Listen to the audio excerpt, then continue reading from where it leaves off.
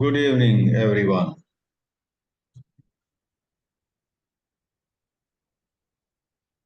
Can we find truth in daily life? Ordinarily, the human mind of ours tends to imagine that to find truth, some kind of special setting is helpful, is perhaps necessary. Some glamorous ideas of I must go to the Himalayas and spend 6 months by the bank of Ganga, or maybe go into a cave, or go spend some time in an ashram. That is how I will find truth. Be by some Mahatma, so on and so forth. In different religious traditions, various ideas of how we may find truth. So one is place, location, setting, and such things. Another is there is also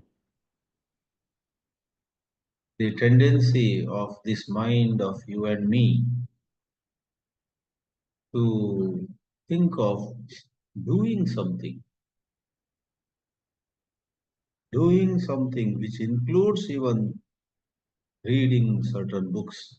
These books I will read. I will take off one whole year and deeply study these books.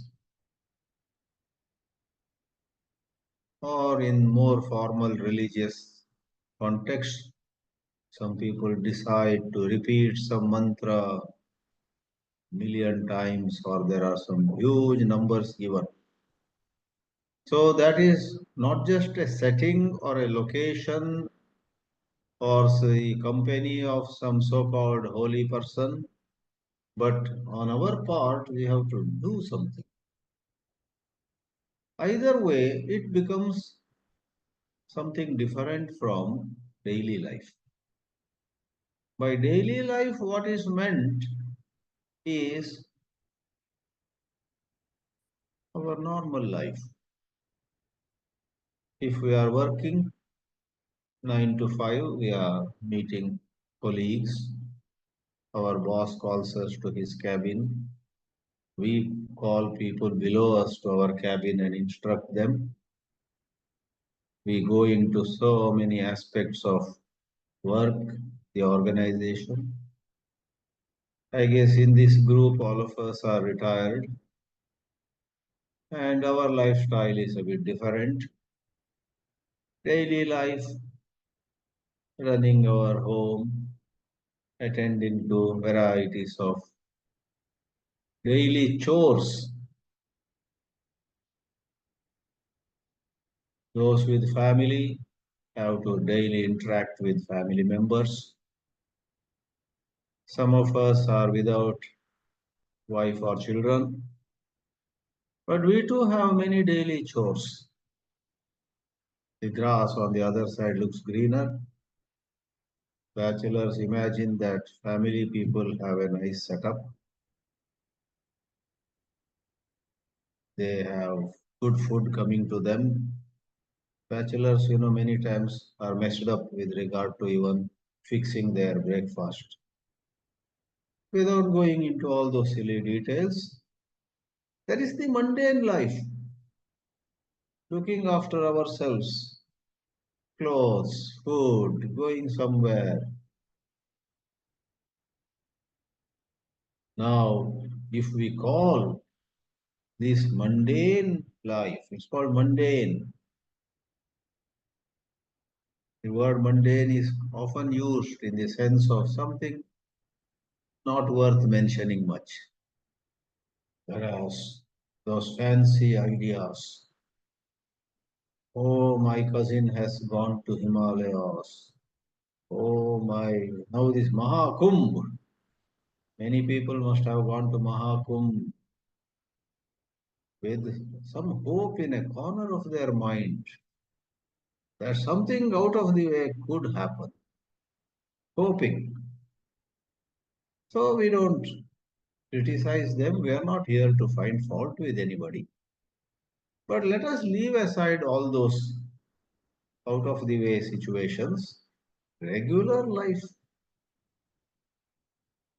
speakers like me have to prepare for speeches, sometimes at least, write articles, give lectures on various platforms, going, coming, and in the process connect with many people who might be organizing our lectures. Everyone here has his own or her own repetitive activities. That is daily life. In this daily life, can we find truth? I began saying ordinarily we conceive some kind of special setting for finding truth. But here we would say all those fancy trips, all those notions have very little meaning really. Many a time such ideas get into our heads because we read some book, how somebody got quote and unquote enlightened, how somebody had an awakening on the slope of a hill or in some pit or while passing through a jungle. And our mind says, when will such an awakening happen to me? We read the book. Those books and that literature is many a time highly edited. If that person had also made some uh, human errors, he also into money or woman or man or something or the others. If there was some what society calls a scandal, you think published literature of the most well-known people will permit all those things to be in the book? That will be very carefully trimmed by their so-called students, disciples, followers. Anyway, so I would say that with due respect to whatever happened to anybody leading to anything, Krishnaji also went through the process. So we have to pay due respect. But as we know very well, Krishnaji never liked to glorify it. He never liked to share with people what happened to him under the pepper tree in Ohio, what happened again after many years in Uttakamund or Uti, which is described in his biographies as he told some people close to him, the wheels are rotating again, something like that. So you and I get curious. So we neither dismiss those out of the way events or incidents or episodes, nor do we have to attach much value to them in the light of the teachings. We must examine our own daily life, live in the present, put aside the dream of going somewhere and coming upon some extraordinary experience.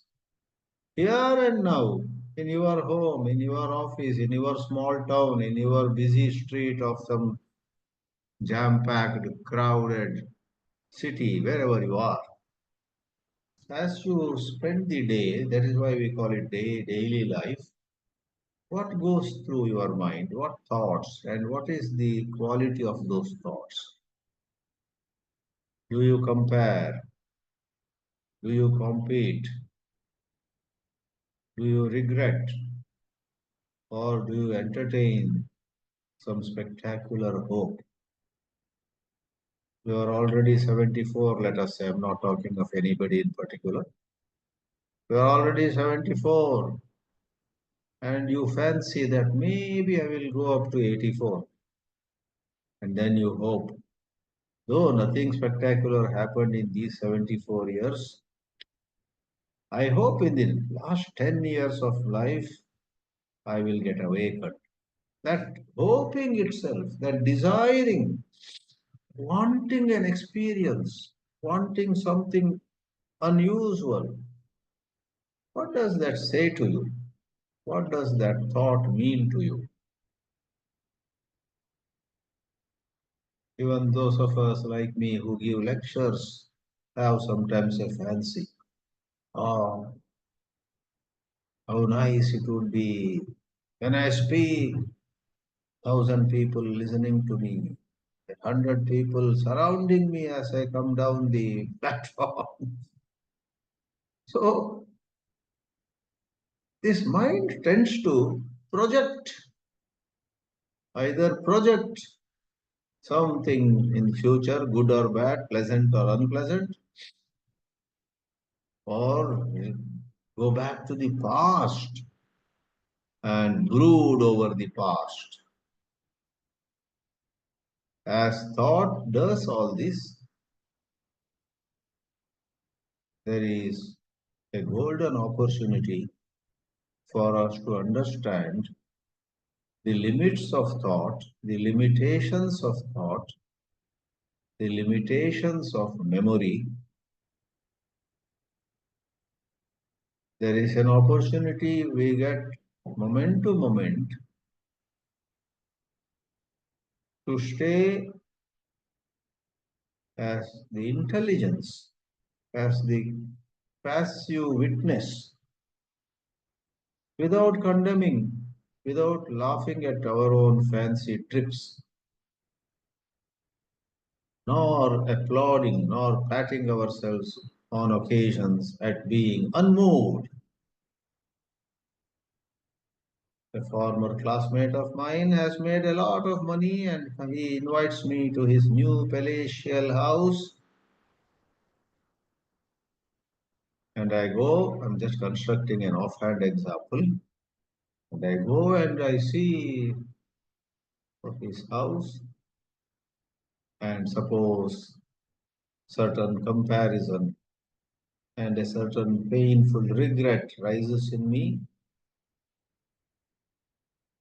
If I am able to pay attention to that pain, that regret, which is after all the result of some conditioning. You and I, if not nowadays, in younger days, saw so many movies.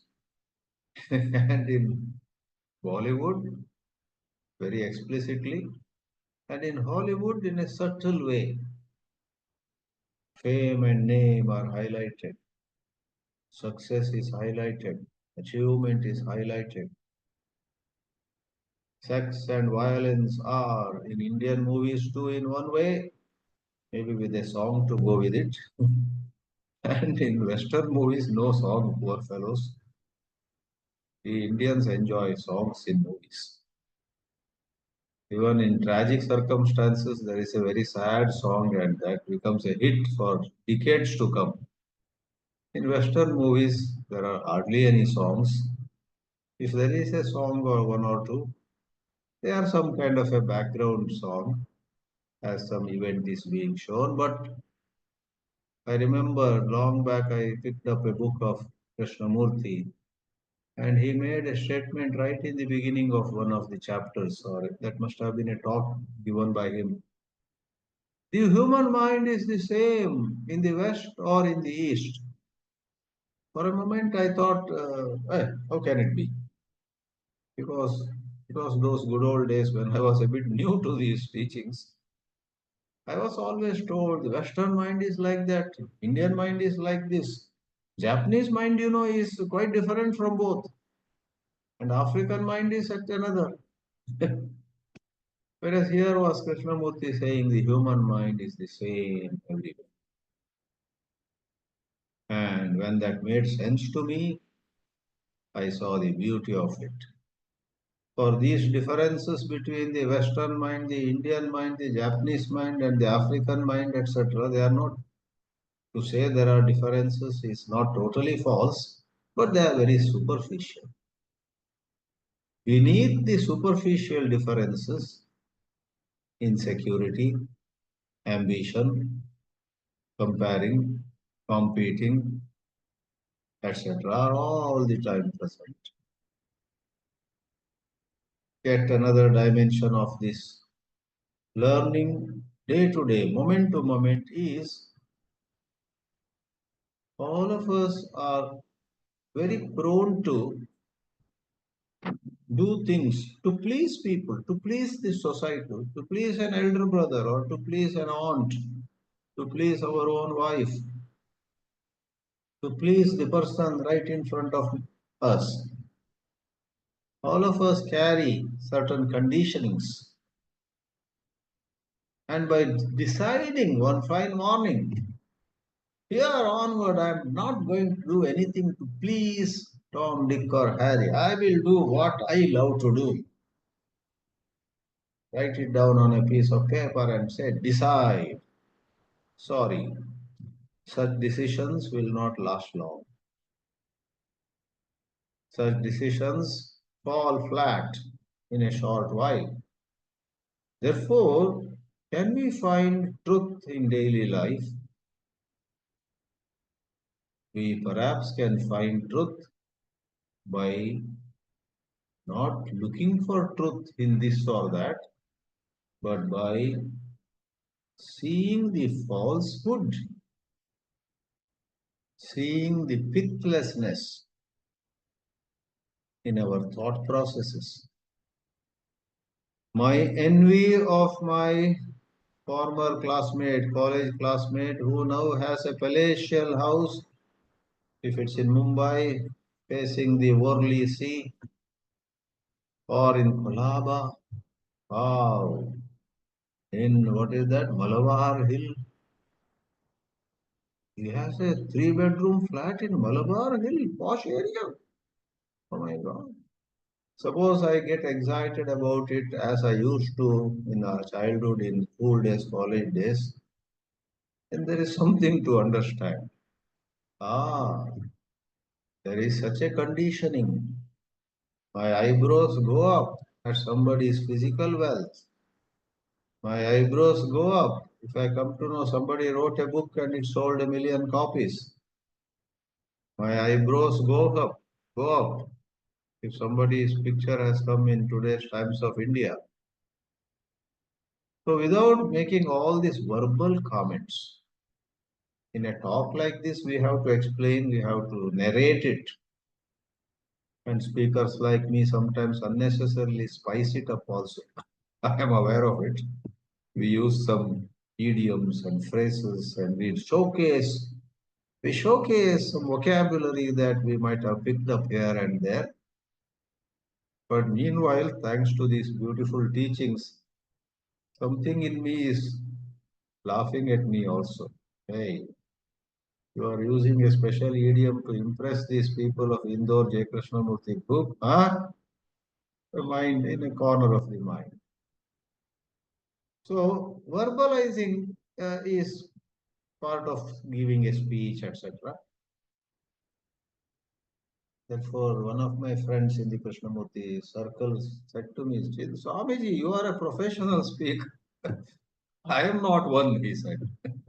Good friend of mine. I love him.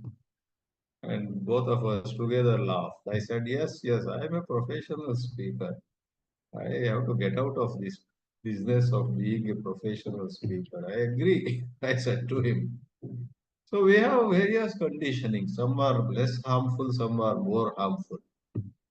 Oh my God. So, as the saying goes, appearances are deceptive. Whether it is the appearance of a beautiful woman, a rich man and his bungalow and his car, the appearance of somebody's even visiting card. He has an MBA from Wharton School of Management in Pennsylvania.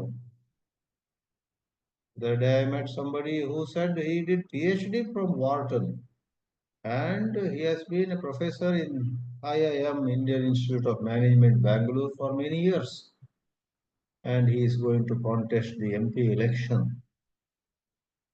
And then the MP election took place. He did contest and very wonderful man, but he lost because politics, you never know who will win, who will lose. But a little bit in me, little corner of my bosom, I felt, oh my, these are so accomplished people. PhD from Wharton, such a famous management school, and professor for many years at IIM Bangalore. Wow, and all that. What is this wow? And some other time, you condemn, you can look at somebody with contempt, and the wretched vocabulary comes out then also. What a wretched man he is. We judge somebody negatively, we judge somebody else positively, and in the process, as there is another saying, those who kill by the sword also die by the sword. Here in this case, when I judge others, I cannot help but judge myself. If I judge somebody as very accomplished, I envy him, right away I will pity myself. And another time I condemn somebody as such a failure he is, such a flop she is. At that time, another part of my mind says, whereas I am successful. I am not like her. So, friends, I'm not going round and round or beating around the bush. I wish to say and I wish to share this understanding which I have. Much more truth, or that much more might not have been necessary. Much more truth, I will repeat anyhow, can be found in daily life than on the slopes of Himalayas or on the banks of Kaveri or Ganga. Truth can be found right here, right now, even as one is speaking and others are listening, others are speaking and one is listening in a group discussion. When I lived few years in Rajghat, I myself went through a phase when I felt the Wednesday dialogues were so boring. And sometimes in the so-called dialogue, only one person would be talking all the time. Or sometimes the one person who talks a lot normally says to others, please, all of you say something, and nobody says anything. And then I used to feel, is it a worthwhile attending these dialogues? Then it occurred to me, hold on, why are you making an issue of somebody talking too much or others going out of the subject, etc.? That is a golden opportunity for you to observe the reaction in your mind. Somebody is talking too much. Maybe that's not desirable, that's a different issue. But why is your mind reacting? Why is your mind developing a dislike for him or her? I remember Krishnaji and I guess Western or India, one lady were walking, I believe, in Rishi Valley, and I read it in a book. And then I think someone came there with an ox or some animal and he was whipping the ox. And that lady saw. And the lady saw that Krishnaji also saw the man unnecessarily whipping the ox, whipping the dumb animal.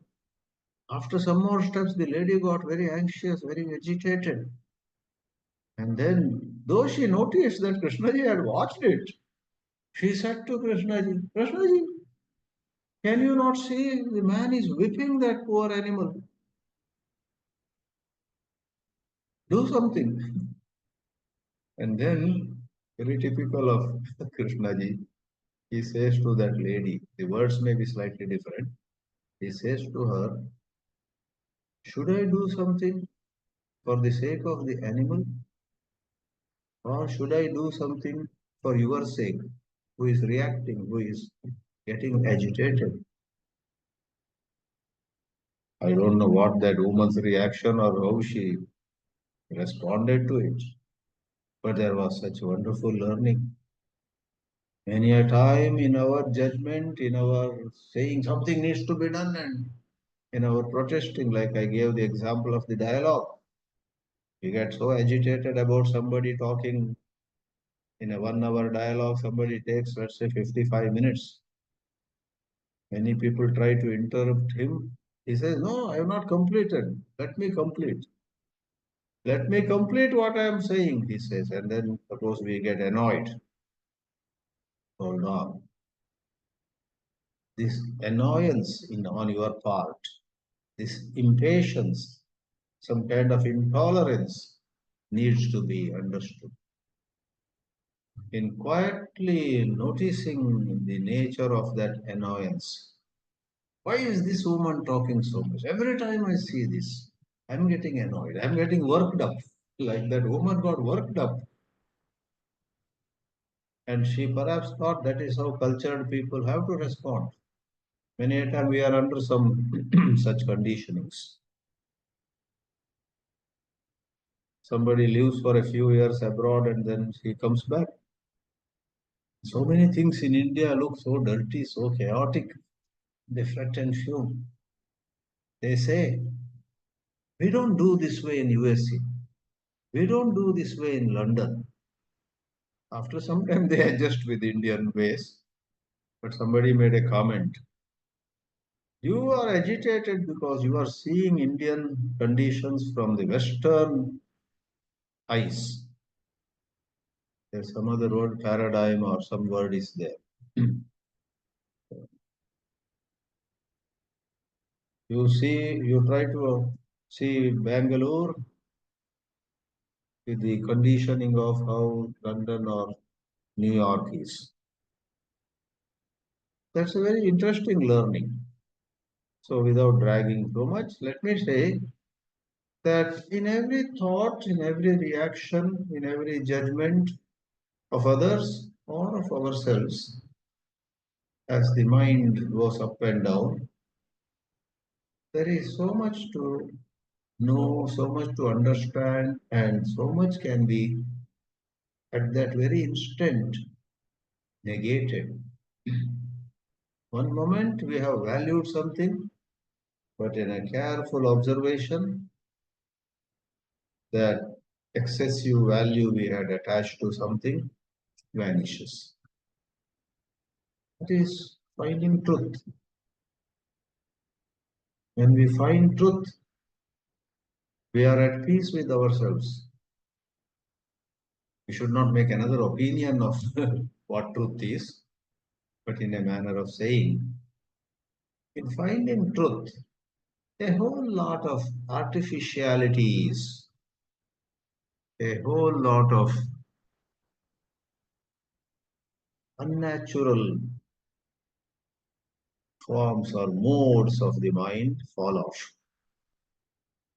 Our pride falls off by one side, our guilt or shame or inferiority complex falls by the other side.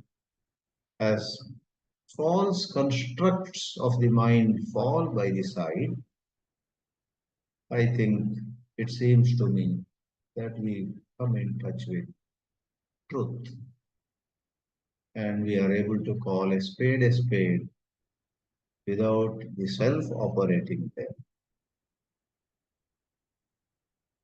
The dead body of a rat by the roadside smells foul, and it is foul, of course. I am not saying that upon certain self inquiry we come to peace with the dead rat and would say, ah, let there be more dead rats on the roads. That would be such a ridiculous thing. So, we are not talking of not being able to distinguish clean and unclean, good and bad in that sense.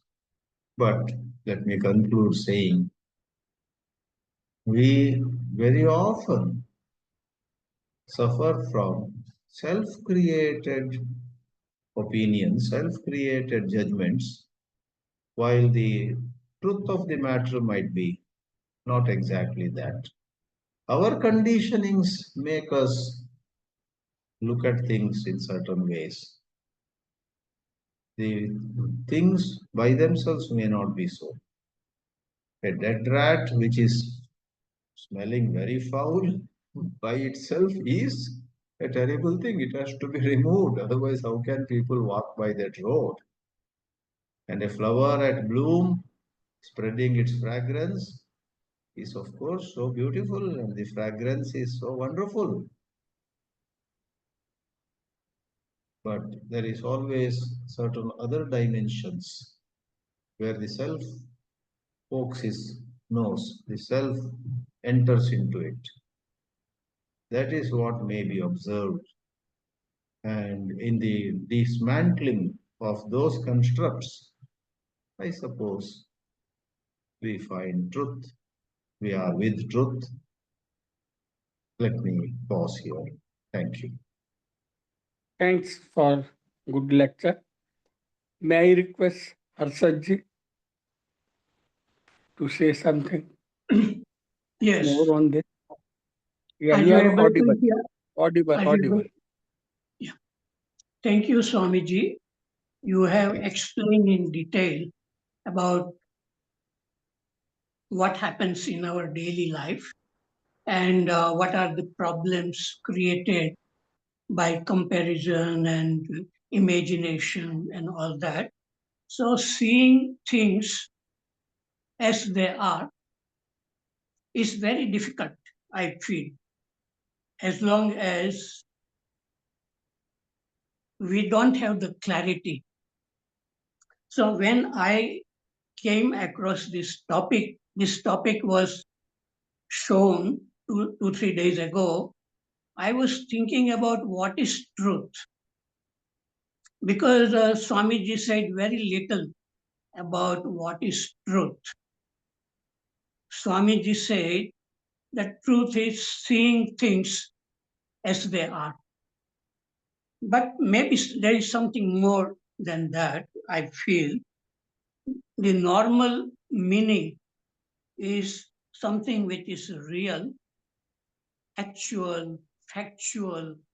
We call that as truth. And so if you see a tree and you say that is a tree, that is it's not truth, but it is true that it is a tree. And that is a reality created by the mind. So to see things and thoughts as they are. Mahatma Gandhi wrote an autobiography, and the title was My Experiment with Truth. So, what he meant that whatever happened in his life, he was describing it very accurately, even some guilt which he had or some mistake he made in politics, and he was seeing clearly his own life and reported in his autobiography. So for him, truth is what it is, what it was. Reality, I feel, is created by thinking, but truth is something which exists independent of our thinking. That is what the true meaning of the truth. That is the ultimate truth. And it cannot be seen, it cannot be heard, it cannot be experienced, this truth. There is one song in Hindi, it says, ईश्वर सत्य है, सत्य शिव है, शिव ही सुंदर है. So different people, they define truth in a different way according to what they deeply feel. So for most people, truth means reality, seeing things as they are.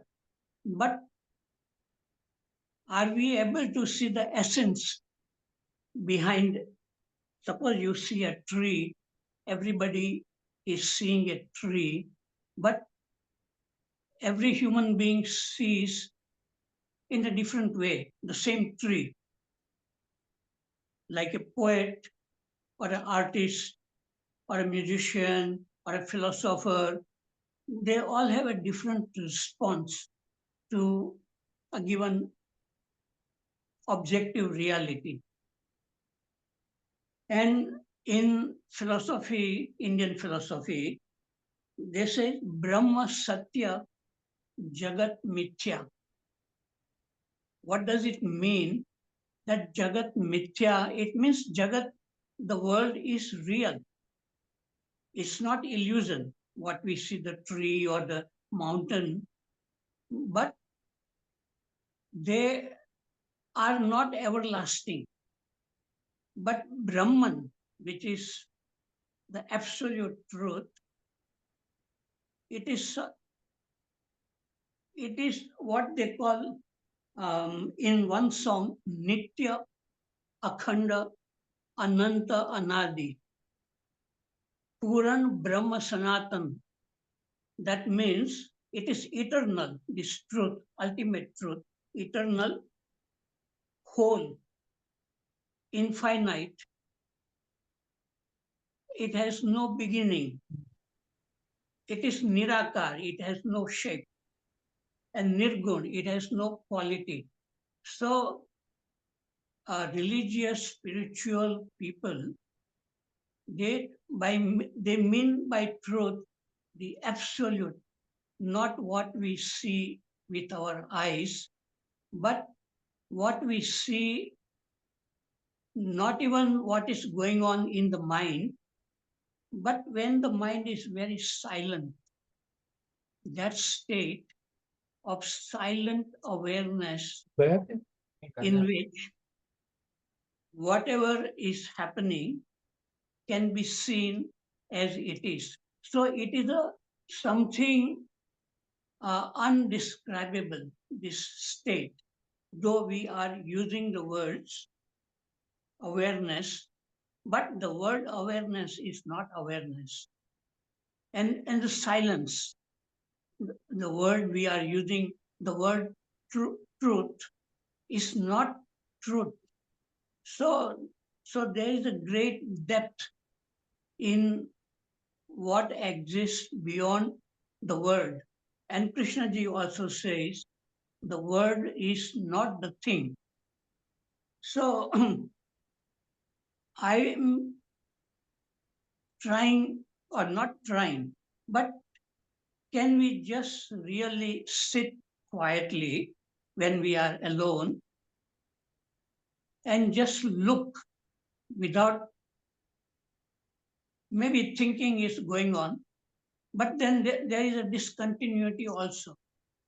And that silence in which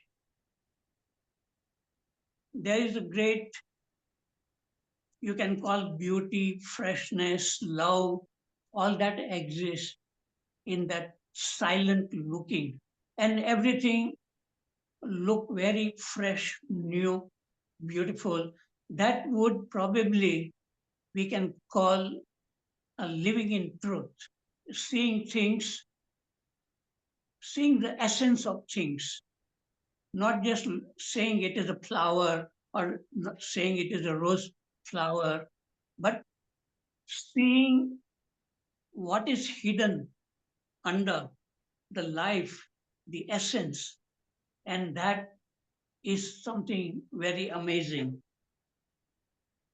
And what is there that God or whatever we call it, absolute truth, it exists within us also. Just to give an analogy, that there is the sun shining brightly, and you keep several buckets with water, then in each bucket of water, the reflection of the sun can be seen. So the reflection of God or truth or something which is eternal, it also exists within us, in each human being. But the problem is that that essence of our real being is hidden, and there are layers of conditioning around that essence or real truth or beauty or love, whatever we call it, Satchidanand. And the purpose of our life, it seems, for people who are interested in religion, philosophy, spirituality, is to see this conditioning clearly. And it is not so easy to see this conditioning because when we are in illusion, we cannot see clearly. So, to see the illusion, this conditioning, the ignorance, one has to come out of it and then see it from outside. And that can happen to some people when it cannot be invited, but it can happen when we are deeply curious to look inward without interpretation what is going on.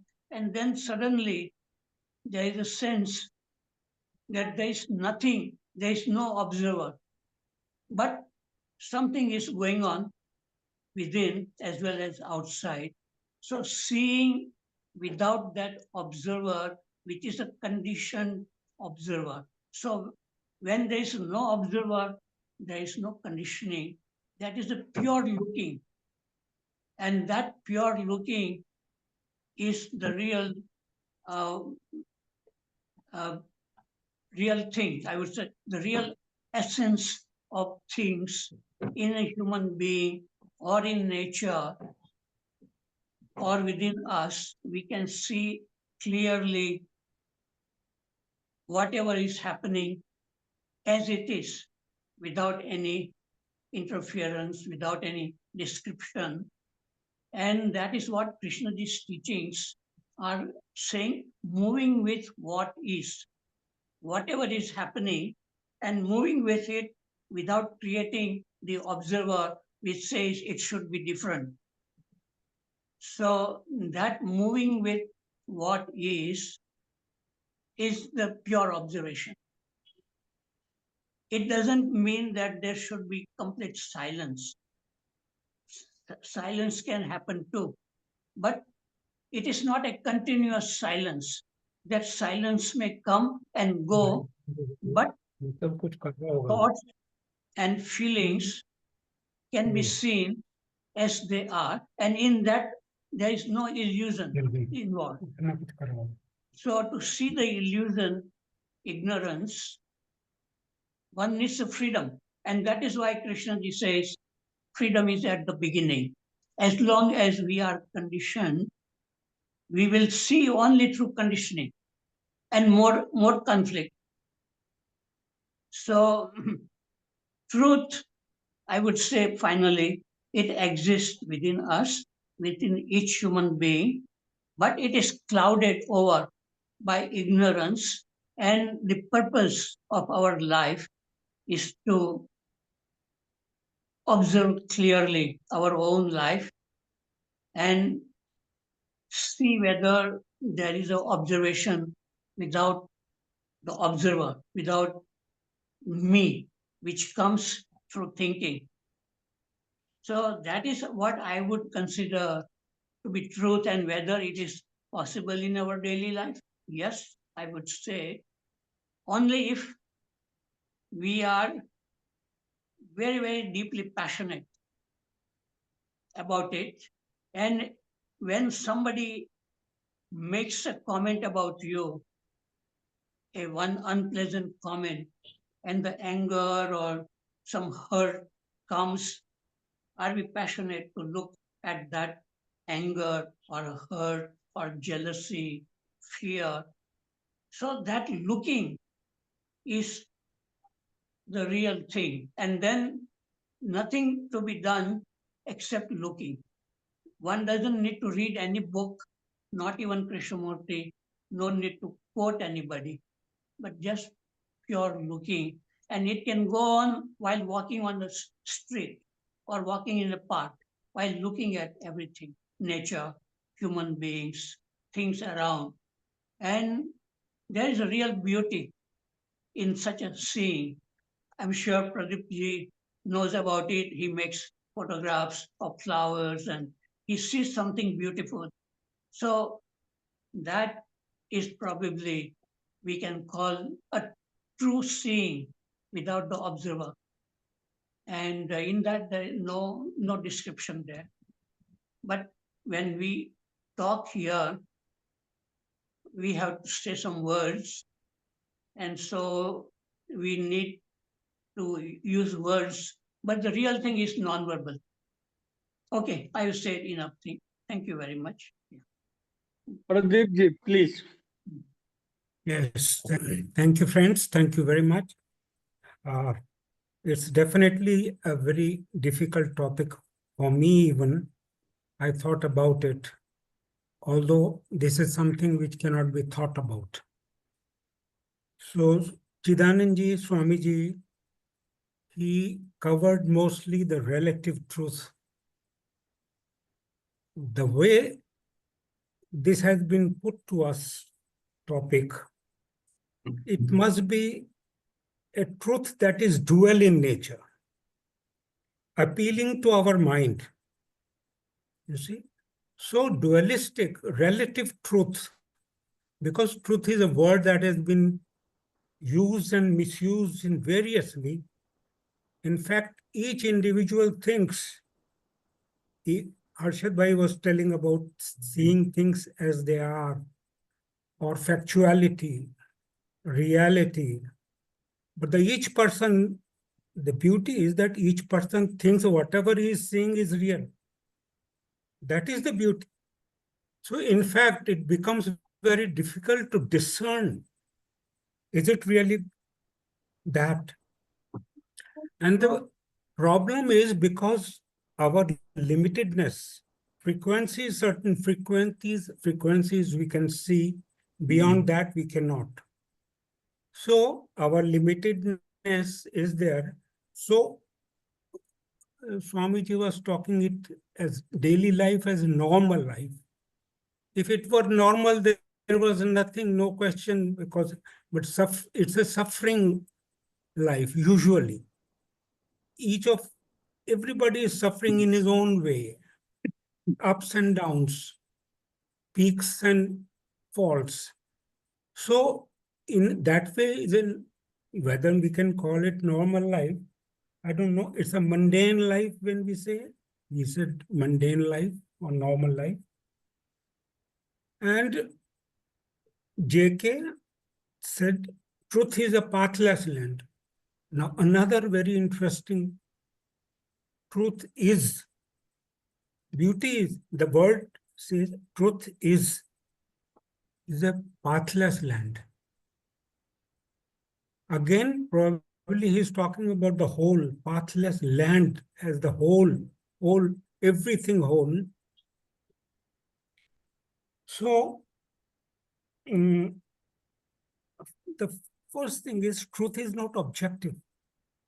That is different and discernible or tangible to be picked up while living our daily life. I wish it could be, because otherwise to find, how do you say, how to find it? Find it means you have some idea about it. Usually you have forgotten something, you have misplaced something, or you have something is there in your mind, and then when it comes in cognition, then you say, yes, I have found it. So the find may not be the right, I don't know. And Harshad Bhai talked more about the so-called absolute truth, awareness, Brahma, Advait, Vedant, Brahma. You see, if you see Brahma, this Advait, then I will quote one sentence: nothing ever existed is the ultimate truth. This is typical Advait. You see, Raman Maharshi and is in a way who could understand truth like this. There is a book Truth Is by Punjaji, HWL Punja. Truth is. So at least that is word gives you, yes, there is. But while discussing this thing, it becomes very, very, very difficult. Because it cannot be memorized. Otherwise, what is the need of moment-to-moment awareness? Tell me. If it can be memorized, awareness, even if you go deeply in typical Advait Ribhu Gita, you will find that everything he has negated Shiva Rahasya. He has negated everything. All the mind in always is dual in nature, we all know. So this duality, as long as there is there in any form, when there is a polar opposite of that expression, then it is not that. So that is the thing. Our daily life is a mixture of past, present, and the future through a restless mind. So J.K. said once very beautifully, I'll just read out two sentences. The man who is seeking truth is free of all societies and of all culture. You see how he has expressed this so beautifully. So it is because of our societies and culture. That is what normal life is. That is the life we lead. In that, it cannot be probably because unless until you are free from this, unless until one is free from that, he cannot be a good, correct, right seeker of truth. So this is how I have taken it. I may be wrong. Swamiji will tell about it. And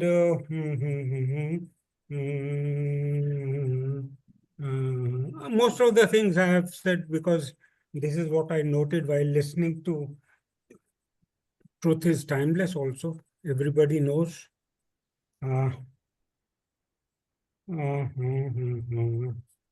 So this is all. The friend is waiting. Thank you very much, friends. Thank you.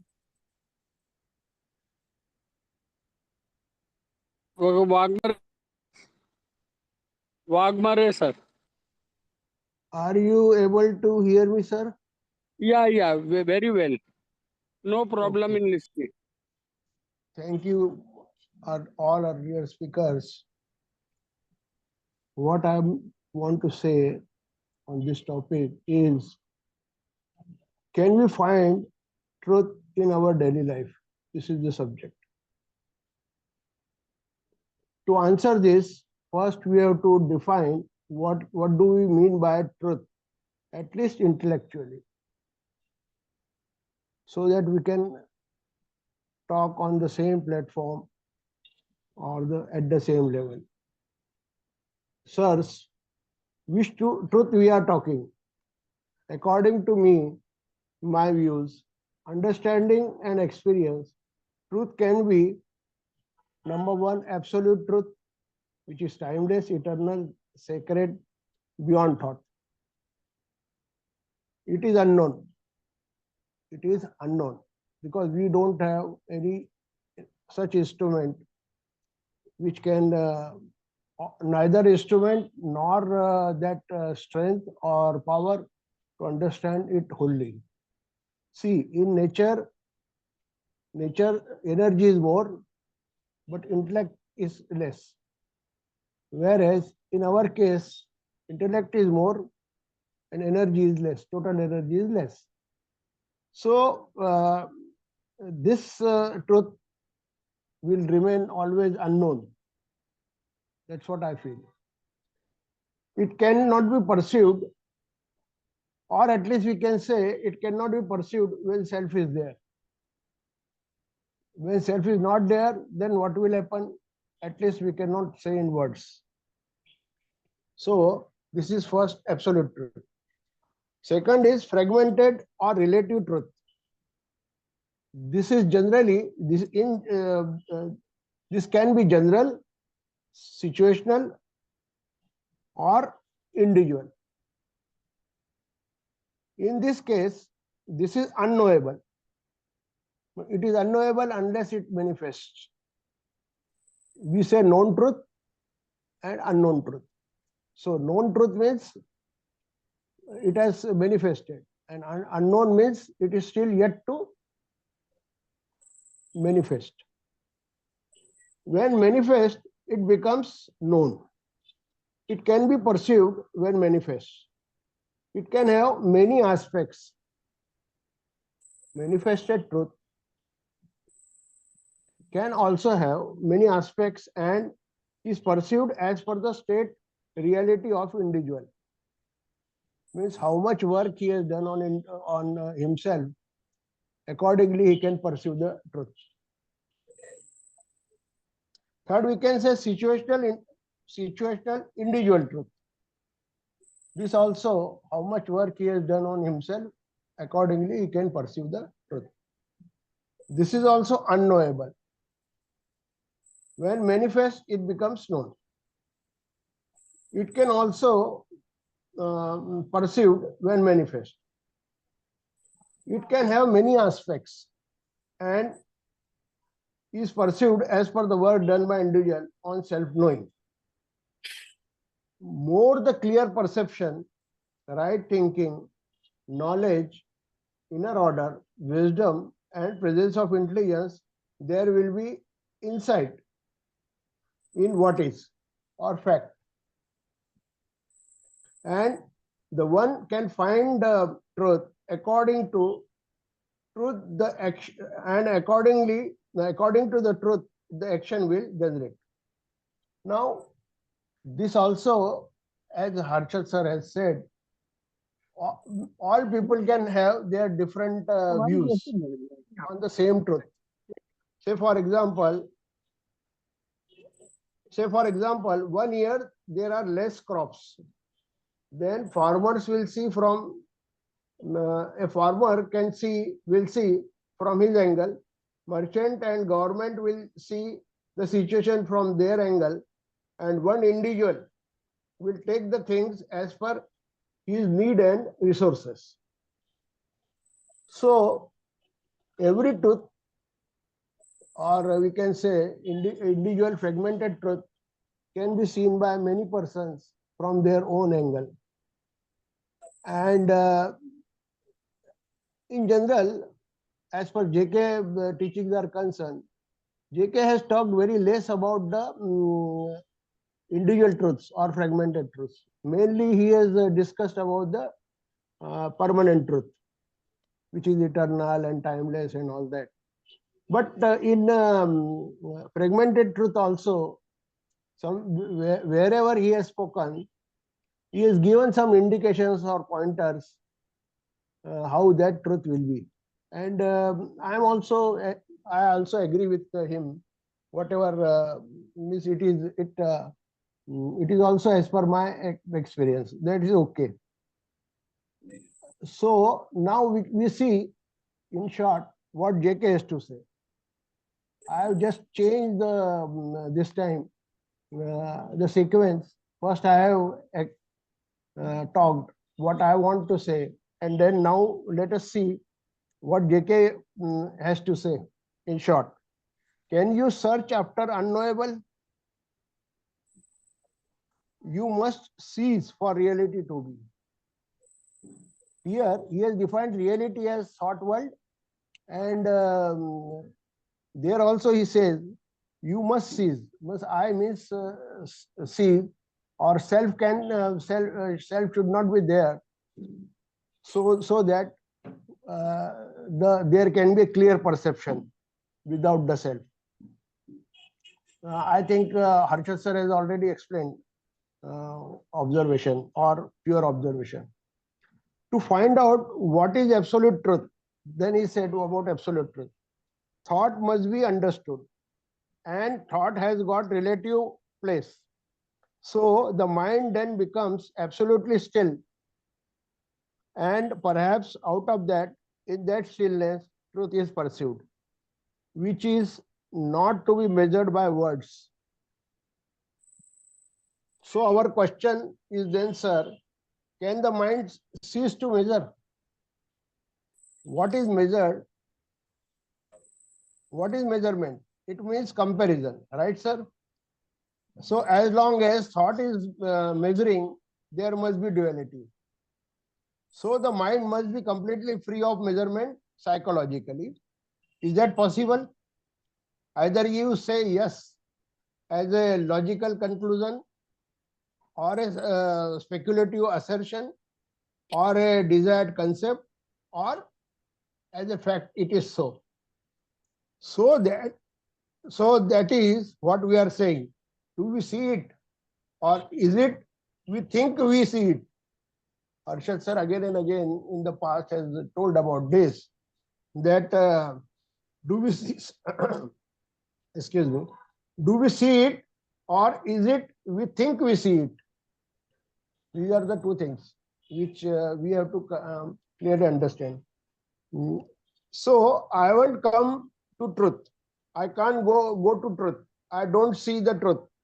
Truth can only exist, can be, or is only when the self is not. As truth is timeless and thought is time. So to find out truth, you must find a totally different kind of energy. This point again and again we have been touching, that a fresh energy of freedom is required to find, or any with the observation to find the truth. Different kind of energy, which is not the energy of conflict, separateness, of division, the energy of the movement of thought. Truth and love are one. If there is truth, there is beauty. This also Harshad sir has already said, that Satyam Shivam Sundaram and Asti Bhati Priyata, which definition tradition has given. I think he is also close to this, or I can say even it is similar. Question of image. Whenever you will observe, there will be an image formation. So one has to also take care of this, or he should be aware about this image formation, so that this image cannot interfere in perception.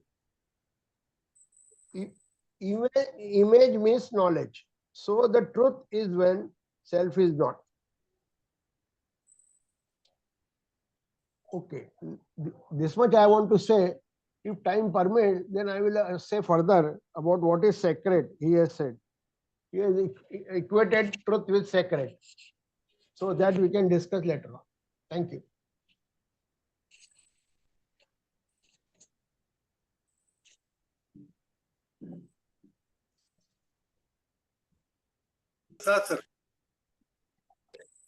Sir,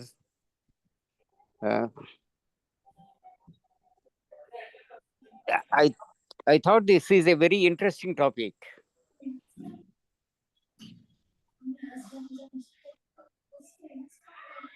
Yes, continue, sir, Prasad. Yes, sir. Thank you. I thought this is a very interesting topic, and Swamiji has explained very well that we don't have to go to ashramas or Himalayas or anything like that to find truth, but we can find the truth in our daily life, in our interactions with each other, in our perceptions of each other, like that. Because if somebody is talking too much, he has given that example. If somebody is talking too much, he may not be aware that it is the self that is working behind his speech. But you have no right to feel irritated.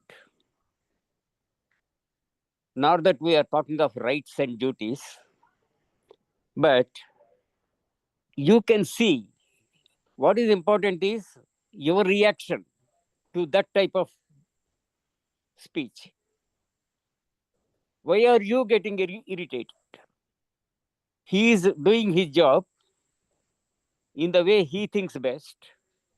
It may not be to your liking, but what is important is why you feel impatient. That is the point Swamiji raised. And he has said we can examine ourselves, we can observe ourselves in all our dealings, daily dealings, in the government office or as a businessman and all that. So I have great appreciation for that observation of Swamiji. But then when I saw this topic before hearing him, I understood it in a different way.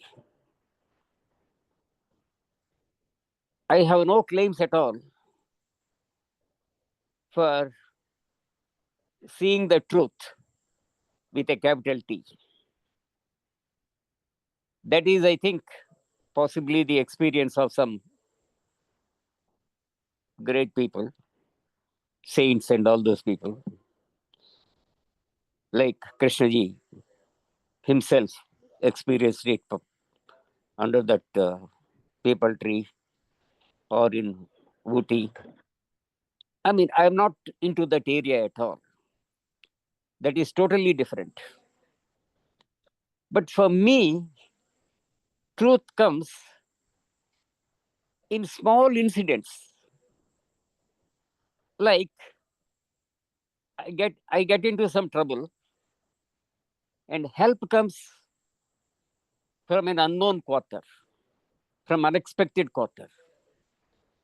So many times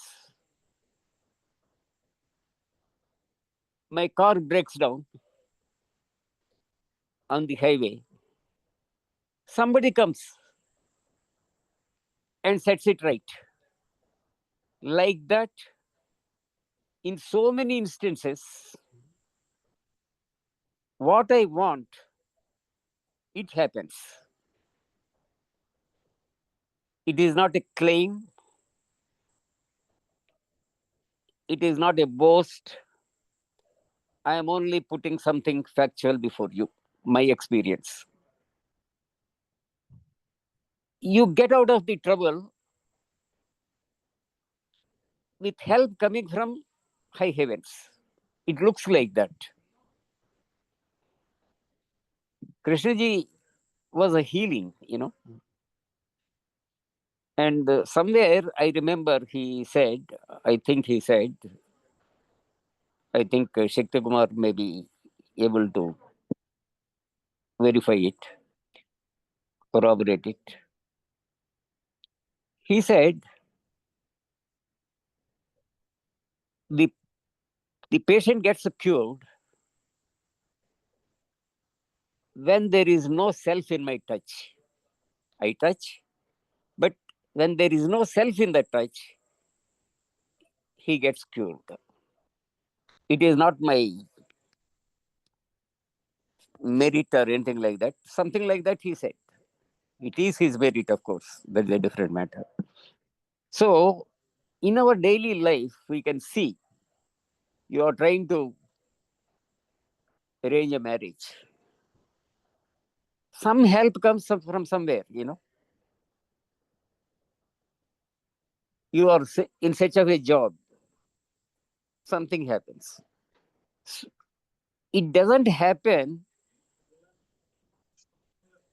as a matter of right. You cannot say it will happen.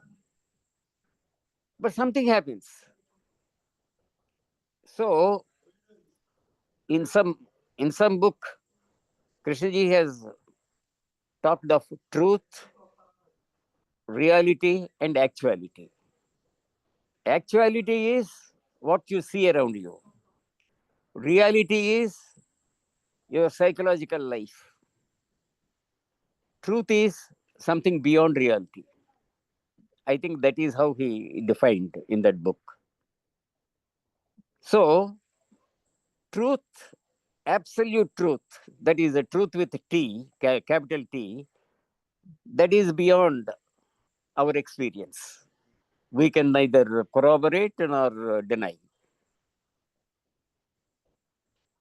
But you can sense that absolute truth also you can sense, in the sense when your mind is really quiet and all that, you think there is a silence in the universe or something like that, in very vague terms, not as a solid experience, but in very vague terms we can see. So for most of the Western philosophers,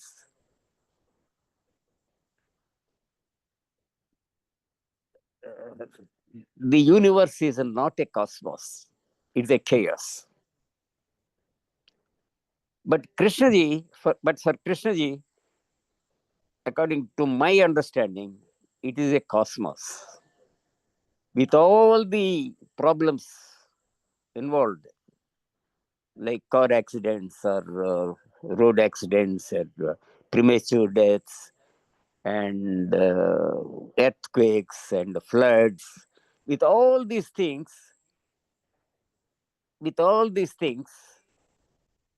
in spite of all these things,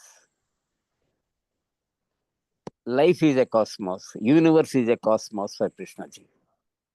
It is a cosmos only when your self is absent. And for us, the problem is to understand what is self. We may talk about self, but we hardly understand it, what it is. So we don't want to go into sessions, on the definition of self and all that. But my inkling is that when the self is absent, things happen on their own without your without your expectation or whatever. You get help from an unknown quarters. Then that is how I understood the topic. Truth in daily life. Thank you, sir.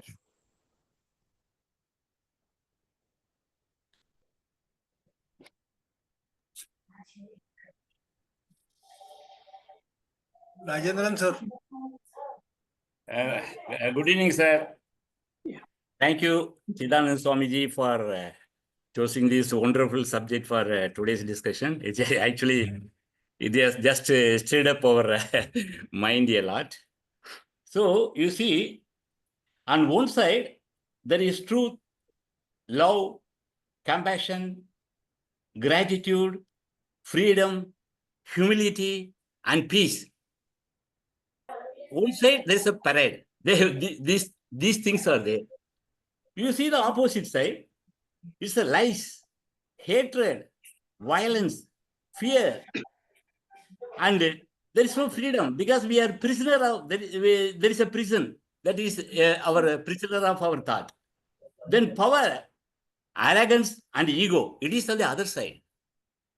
That we can see in our day-to-day life, in the political scenario also, or in the global politics also, we can just see the two sides. And the truth is a pathless land, Krishnaji told. And we know Krishnaji is our signpost towards that pathless land. What is that path? The knowledge is that path. So we cannot approach truth with through that path that is knowledge to the truth. Unless we shed all our knowledge and empty our mind, we will not be able to see the truth. And there is another one thing is there. When instead of saying truth and lies, we can say truth and belief, because we are very scared of not knowing. We are very scared of the unknown. So if we don't know something, our brain will become very restless unless it does some guesswork or some assume something or presume something or believe something. Then only the mind will come to a rest. So that belief will become our truth. Then that belief is actually a lie. Then how can we see the truth when we carry this burden of this belief, which is nothing but a bundle of lies? So we need freedom to see the truth. That is, freedom from what? Freedom from the knowledge. We want to free ourselves from the prisoner. We ourselves created a prison of thought. So we have to free ourselves from the thought. So how one can see the truth in our daily life? In our daily life, as long as we remain as a prisoner of our unceasing mechanic thought, loaded with second and third hand knowledge, beliefs, opinion, judgments, whether we will be able to see the truth.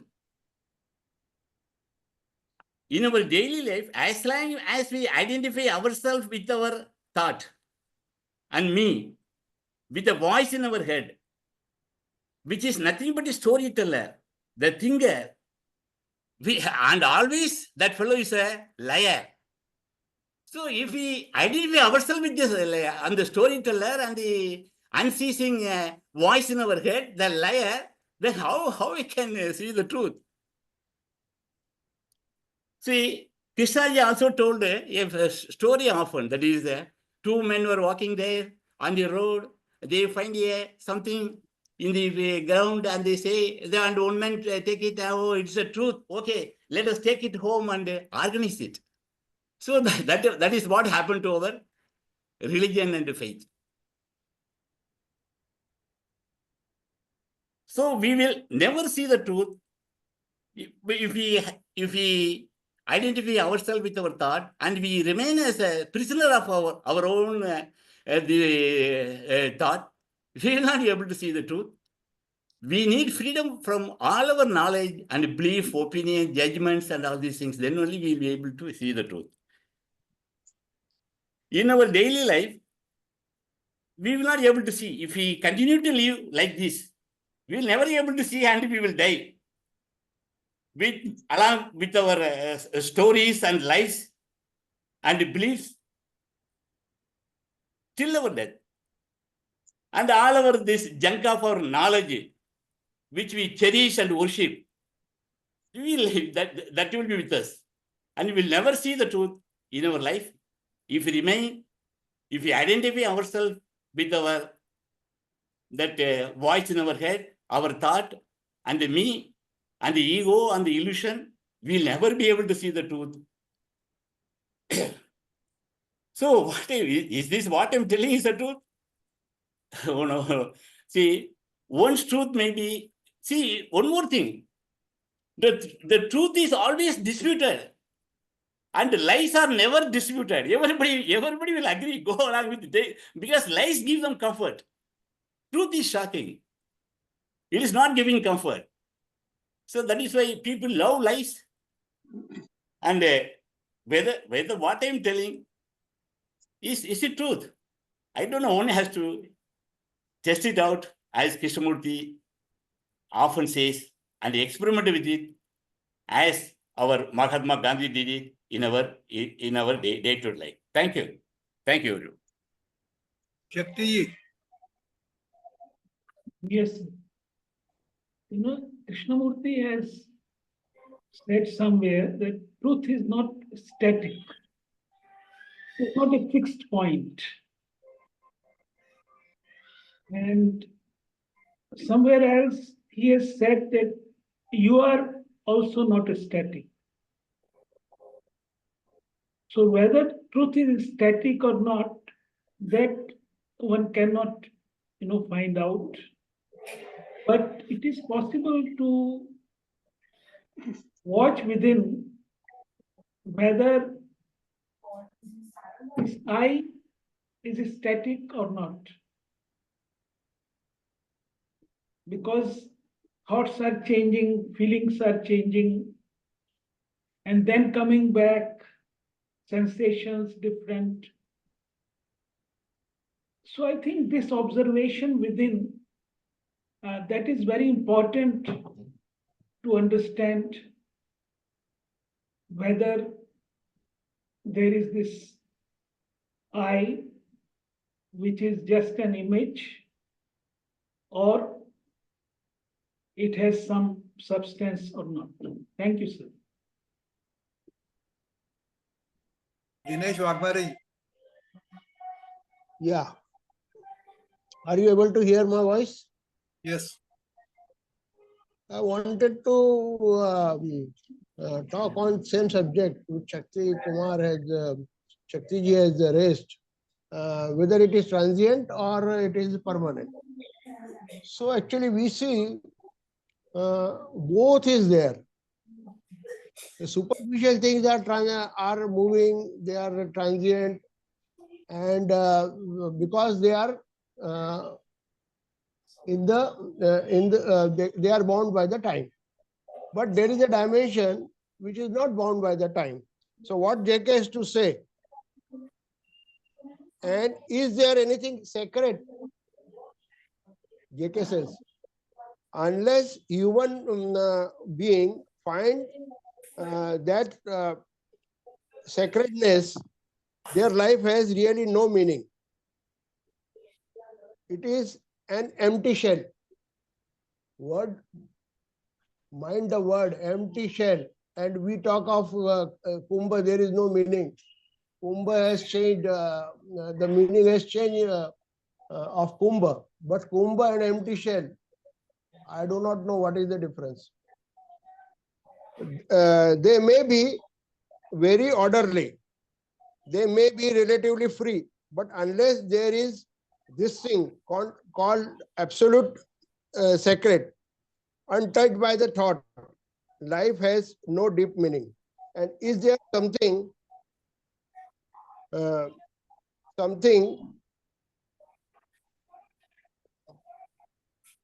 that is totally sacred? Everything, this thought, everything transient, everything impermanent, or is there anything which is absolutely sacred? Or everything is matter? Something that thought can never touch, and therefore incapable, and therefore timeless and eternal, and therefore sacred. You understand? And to come upon this, the mind must be completely, totally still, which means what time comes to an end.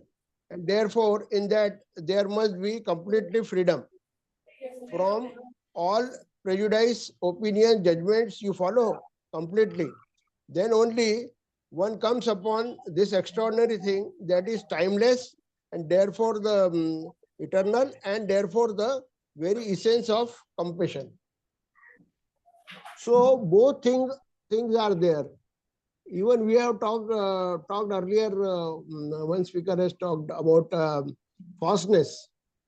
So nothing is as such false.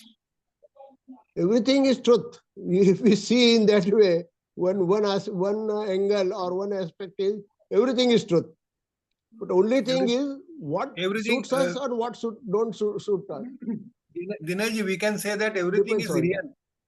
Everything is real. What is coming to our senses that appears to be real, but it has got some truth behind it. What you are trying to say? Yes. But reality is actually thought reality or thought world, and actuality is the whatever we can perceive, or we can perceive after our mind is selfless. Difference comes here, that what is manifested, we can actually perceive it, possibly. Yes. So I already explained that there are three things. One is unknown, another is unknowable, and third is manifested. So the world is manifested. So there the truth can be seen or perceived. Depends on the individual, how much his self is diluted. Perceptions are psychologically. different. Perceptions are different. So truth can be said as to be perceived differently by different observers. Yes, individually, in the real life, in the life which we say present life. But if we go beyond the thought, if one can go beyond the thought, or selflessness, self is not there, then we do not know what will happen. Then that dimension may come to you, which is timeless, sacred, and your what JK says, eternal. So that is eternal. That is. JK said that you have to keep your window open. Yes. Then the breeze of the immeasurable or something extra can come into it. Yes. Sir, time is coming, so let us, Harshad sir, please conclude. Yeah. Oh, sorry. Yes. I would say at one time, Krishnaji said, what is truth. Then somebody asked, if there is an anger, then is anger truth? Then I think what is said, seeing that anger as it is, that is truth. So always that clear perception of what is, whatever is happening, if one can see it without the observer, without any interpretation, without what should be coming into, and that state is the real freedom. It doesn't mean that there is a complete silence, but silence also comes by itself. It cannot be invited. So silence comes, thoughts comes, but the question is there this awareness, choiceless awareness, moment by moment, effortless, ongoing? So that is what the teachings, Krishnamurti's teachings are, to come upon this state of choiceless awareness, moment by moment, effortlessly. Because if you make an effort, it means that it is really not awareness. There is a you who is trying to be aware. So there is nothing like trying to be aware, but seeing things as they are, and that is beautiful state, I would say. That's the real freedom. This is also very long topic, because then attention will come into picture, and there are so many other things. So let us, I think we can end it. We have got time complete. So thanks all for participation. Thank you. And let us end it now. Thank you. Thank you.